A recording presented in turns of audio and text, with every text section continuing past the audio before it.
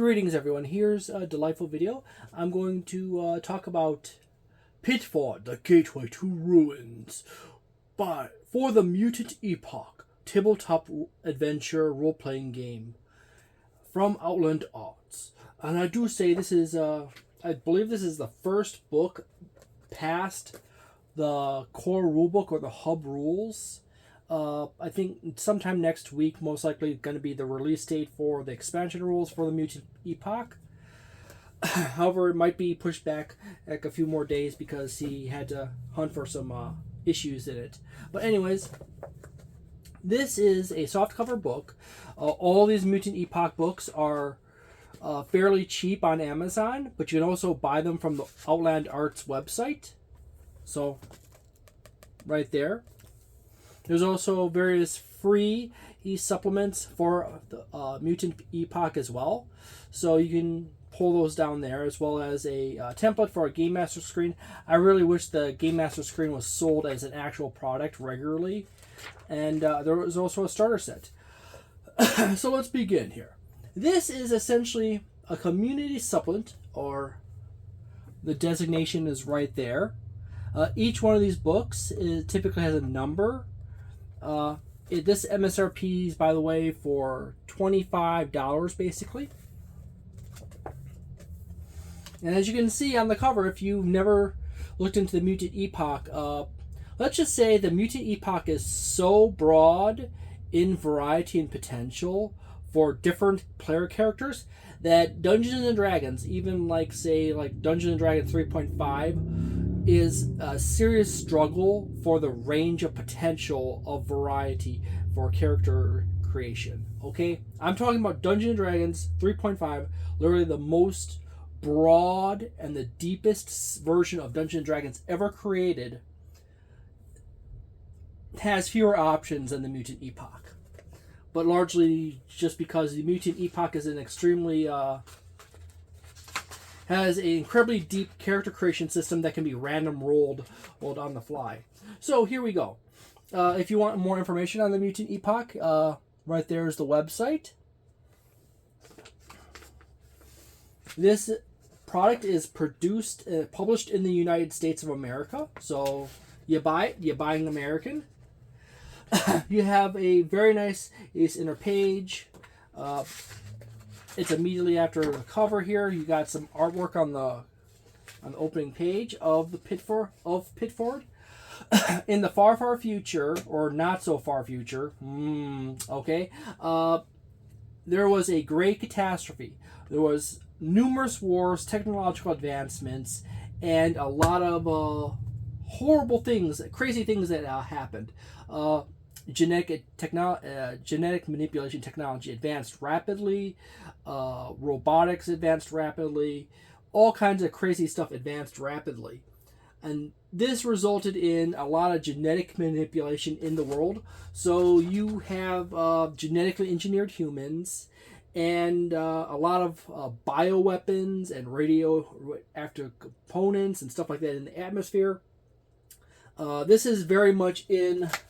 Oh, by the way, in the evolutionary philosophy of Gamma World, if you know of anything of Gamma World, it's very much like that. And it is pretty much as crazy diverse in potential as Gamma World. So, getting into the introduction, you see a pretty broad range of body types and structure of humans in the artwork. Humans and various other creatures mutated rather drastically to even be an extreme point of like literally rendering humans and other life forms entirely like into 1,000 new species. So this is very standard for the Mutant Epoch for artwork. You have incredibly detailed ink and ink sketch. William McAusland is the creator of the Mutant Epoch, and his primary occupation is an artist. So he does a lot of drawings and paintings. You can find his artwork in numerous TTRPGs, such as Dungeon Crawl Classics, Castles and Crusades, and numerous other American-made TTRPGs, Midwest primarily. He ranges anywhere from, as I said, all the way up to Troll Lord Games and Goodman Games and various other medium to moderately large TTRPG companies, all the way down to the really tiny companies and he also produces artwork for. He's also produced artwork for New TSR before they went out of business. So he ranges pretty broadly for his artwork. Attributations. So the first thing I'm going to say is you're going to get loaded with tons of awesome artwork in the book, but there's also a substantial amount of writing and forethought going into the setting as well. He writes quite in depth about various groups, cultures, and the history of various places, but he also is fairly to the point on some things as well. As I said, the artwork is exceedingly high quality, as you can see here. I'm going to try to make a point of showing the book more often.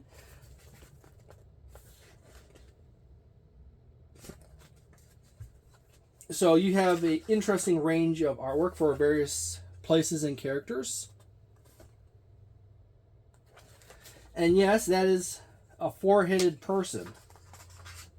Because she is psionic, all four of her brains are synced together.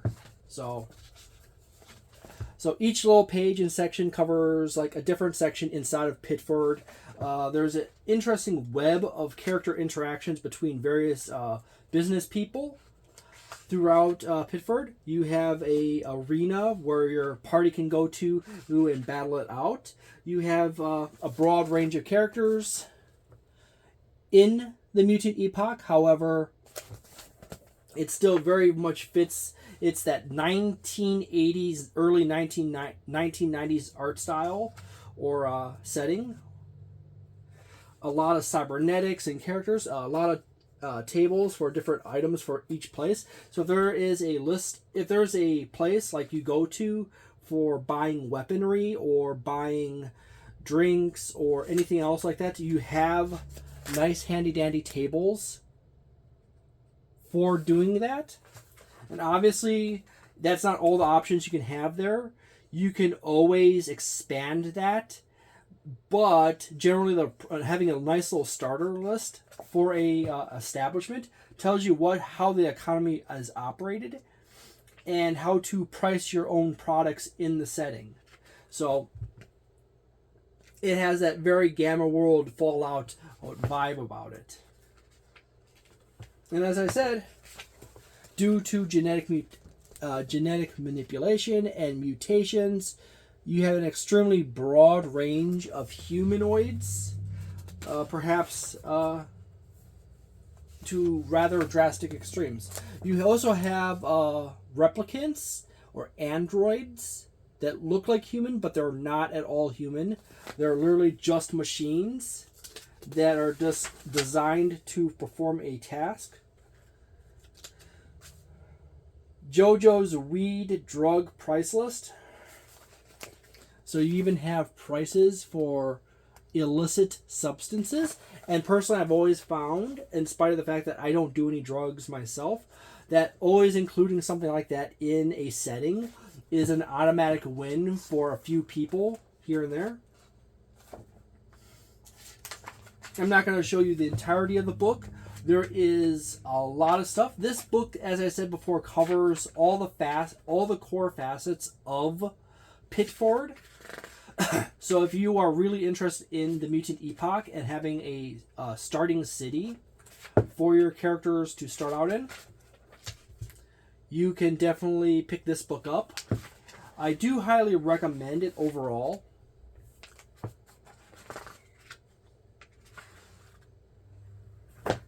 Yet again, here you go. Another table and some more artwork. That's one of the strong things he has, is he has exceedingly good artwork throughout the book.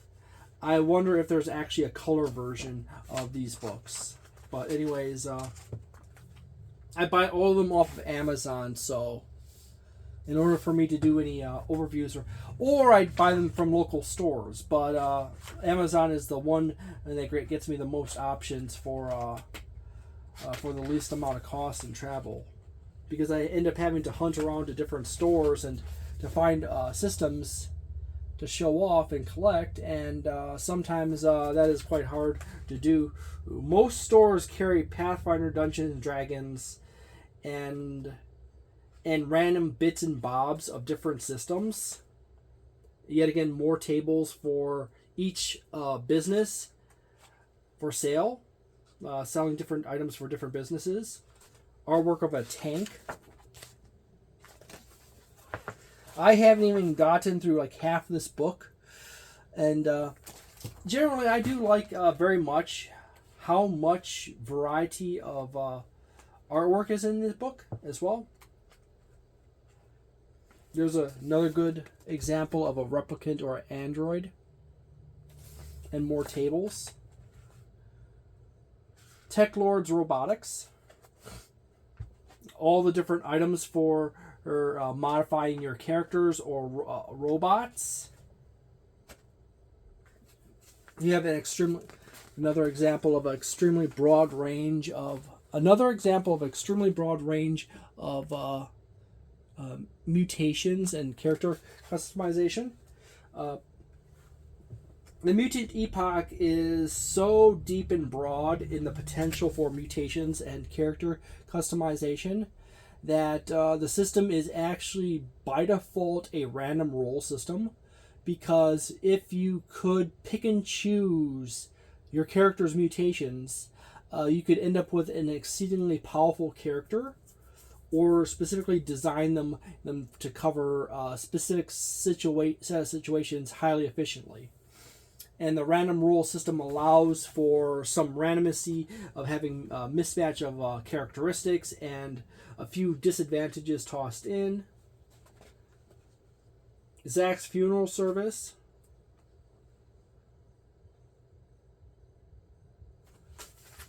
Lady chucking knives, and so forth.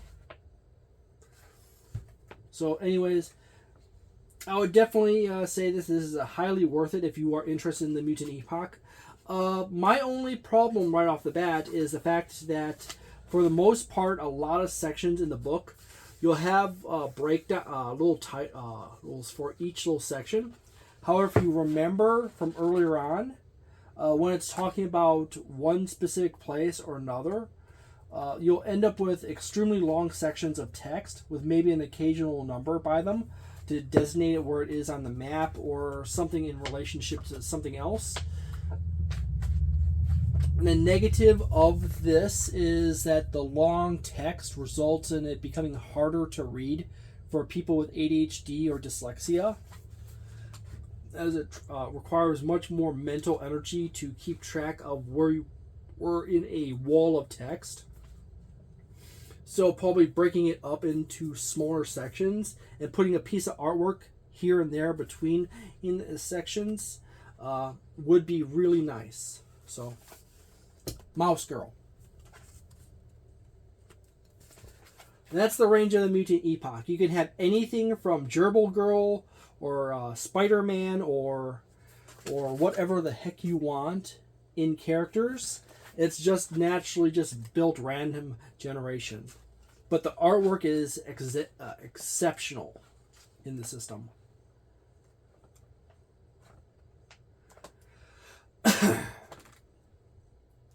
So, yeah. I say overall that this is probably like a 3.5. It functions perfectly fine. There's no problems in the design. However, you end up with large sections of text, and sometimes very spread out maps referencing whatever number it's referenced in the book or whatever else. So it does actually run into the situation of you finding something and then having to backtrack horribly to find where that number is tied to. Yet again, a three-armed woman. you can end up with characters with 8 arms and 5 heads and all kinds of crazy stuff. The maps are exceedingly good. My only problem with this book is that it is you can see here that the city is so large that this actually runs into the dangerous territory of not being an ideal city for a starter game master and new players, as you can easily get lost trying to figure out where things are. And that's one of the few knocks that keeps this below 4 stars, is the fact that the city, for one of the very first cities for the Mutant Epoch, is really huge, and that adds mental weight for the game master to process where things are, because they might not be super familiar with it. And the same thing applies to players. It easily gets them trapped inside the city. And I don't mean like they literally can't escape from the city. They literally like, oh, where's this and where's that? And they go around here and they go around there and they check out this and they check out that and they check out this and they check out that and they end up going in circles because they keep discovering new things. So very nice hex map right here, denoting where the Pitford is in relationship to several noteworthy craters in what region, the Great Ruins. You have a nice little section appendix for the Rocky Spire and Directory of Tables, which points you to all the important tables in the book. The index and the maps are top notch. Yet again, another example of the map. William McAusland is an exceedingly good artist. I mean, exceedingly good. So you are guaranteed when you buy into the Mutant Epoch to have extremely good sketch art, maps, and whatever the heck you want out of the artwork in quality. My only problem is that he kind of overdoes it on the books, and you run into a situation where you end up with the situation of being lost in a mega city as far as TTRPGs are concerned. And yet again, this is map for the underground tunnels under the basement level of Pitford. So you actually have like 3 or 4 major levels, as well as expanded version map of the map in the system. So I do say that this is 3.5, but it's only 3.5 because of some minor organization formatting issues that require that you have to read the book through extensively or page through it, and maybe put some post-it notes in there so you could actually find the page you need for certain things. So what you're going to end up having to do is do what old-fashioned days is with really big books, is you just get those little tabs and put labels on the edge in them, and the party needs to go to Forehead Fergie's place. Is okay, she's right here or in the book.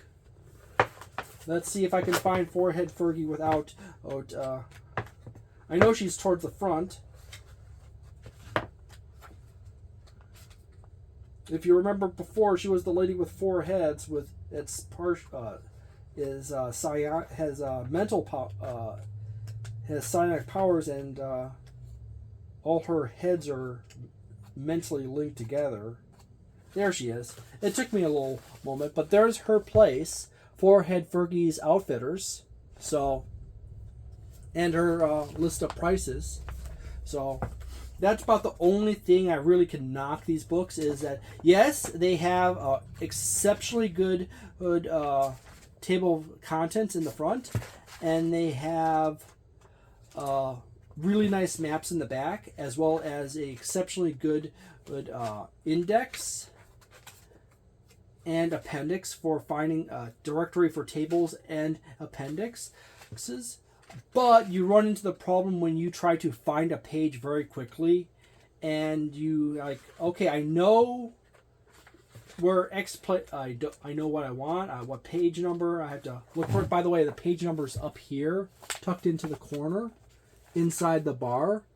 And I would have personally have not put the number inside the bar.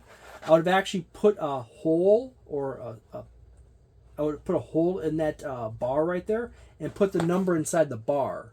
Or I would cut out the corner of the bar and maybe put a ring right there and put the number in the bar in the corner. That way when people are flipping through the book really fast and they can easily read the numbers in the corner, and that should be pretty much on every page, by the way, because sometimes if you don't see it on a page, you skip past it. It's down here, slightly lower. It's in the corner of this bar.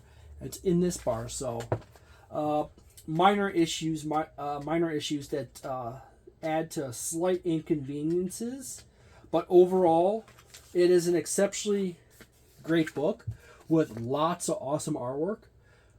For a system that has a ridiculous amount of character creation potential and role play options, yet again, you could, like, people might argue that, hey, there might be issues with certain things, but then you also have to remember for the fact that McAusland, William McAusland, has a woman kicking the crap out of a spider-esque lobster mutant man, and another woman punching the lights out of another guy right here. So, people who might have like mental confusions, thinking that there is no equality in the book of opportunity. Yes, there is equality of opportunity in the Mutant Epoch for girls to completely trash the crap out of some guys, and some guys to trash the crap out of guys and girls. So there you go. As I said, it's a 3.5 in my book. I would love it if there was a color version to all the Mutant Epoch books. I would also have loved it if, with some minor changes to making sure that the numbers are easy to read, and some little markers or pieces of artwork being slid in. I don't even mean big artwork. I mean like thin little pieces of artwork, like swirls or embellishments, just breaking up the long lines of text in some spots would make the book way better overall. And it definitely fits in that Gamma World vibe. I do like the fact that Gamma World books have different colors for the pages, and for little boxes and stuff that makes it easier to spot. But overall, when you're starting into the Mutant Epoch, you get like the quick start rules, which I haven't covered yet, but you can also get the hub rules, which is also a really nice book. It's a nice hardcover. And that will be your primary starting point, and then the Pitford right here would be your next best next item to pick up. If you are completely new to the Mutant Epoch and want to learn more, as I said before, you could go to outlandarts.com or themutantepoch.com and learn more from there. I'll be doing a whole bunch more of these. The next one is the Compendium, the Excavator's Monthly Compendium, which is actually a series of like 6 magazines that he did early on for the Mutant Epoch, but then were re-released at some point later as a compendium book. That's a really nice book for a lot of side options to add in more things into your Mutant Epoch, or you can just simply go hunt down the 6 issues of the Excavator's Monthly. And by the way, the term excavator is the term for the types of groups that the adventurers of the Mutant Epoch world, people that travel out into the wastes and find ruins of people of the past, and then they break into them and look around and try to find archaeotech and all kinds of stuff and bring it back to places such as Pitford and build lives there. So in a strange way, it's really a system that is a beautiful fusion between somewhat futuristic apocalypse setting, such as like Fallout and Gamma World and stuff like that, and Dungeons and Dragons and Pathfinder, where you have a party of people who go out and discover treasures that have been long lost from civilizations long ago, and occasionally defeat terrifying horrors of unimaginable fury and terror. The Mutant Epoch has some really terrifying creatures in it. And so, thank you very much for watching. If you enjoyed this video, please leave a like and subscribe on the channel, and leave a comment if you want. If you want to, you can go ahead and make a request for any future TTRPGs to cover. You can continue to make those requests as many times as you want. I will not get mad at you. In fact, the more people and the more times I see a request for something, the more likely I am going to cover that sooner than later. Or if I haven't covered it or don't own it, I will go out and buy it and cover it quickly. I might also be experimenting at some point in the future with updating the style of my videos. I could probably record face down, like Bud's RPG review style, on a table like I do with my cards, and page through the books that way. So that's one possibility I've considered. So thank you very much for watching. I'm going to leave you with the back of the cover. So if you want to pause and read the back of the cover and zoom in, you're good.